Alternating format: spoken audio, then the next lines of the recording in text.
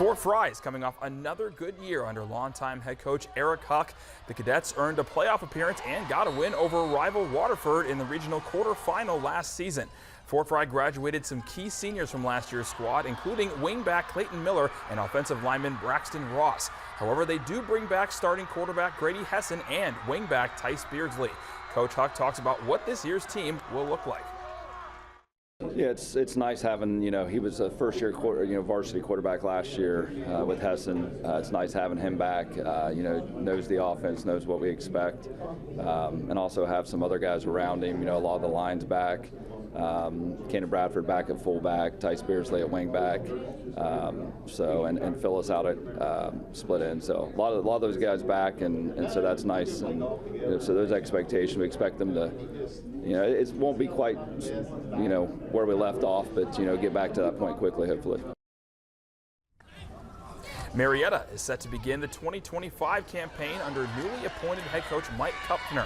The former Parkersburg assistant takes over for longtime coach Jason Schob. Schob was with the Tigers for 11 seasons before taking an assistant job at Fort Frye this offseason. Kupfner inherits a team that went 6-4 last year. He gives his thoughts on what he wants to accomplish ahead of their first game.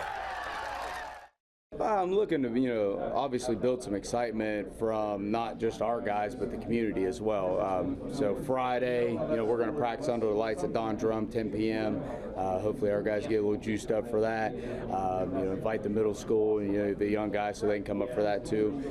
But for us, we've got to control what we can control. Obviously, we're learning a new offense and defensive scheme and system. So, the buy-in's been great, and we just got to continue to control what we can control and just keep progressing.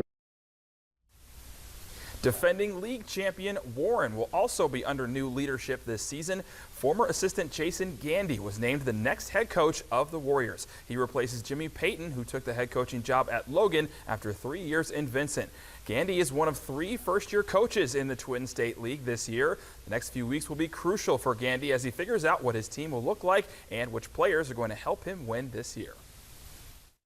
I've said this a lot. I mean, we've got a lot of questions and we've got some answers, so we need to have more answers than we do questions, and we think we're on the road to getting there, but it's just a process of we need to get into camp, and some kids have to show us what they can do to help us win games.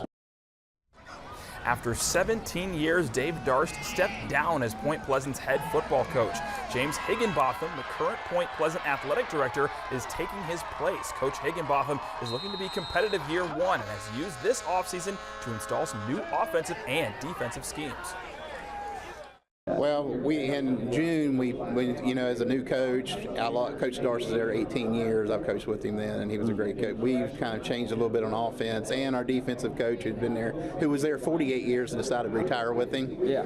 So we installed a new defense, and that gave us those 4 or 5 weeks there, gave us that time to install some new stuff. So when we come back 4th, it won't be new to them.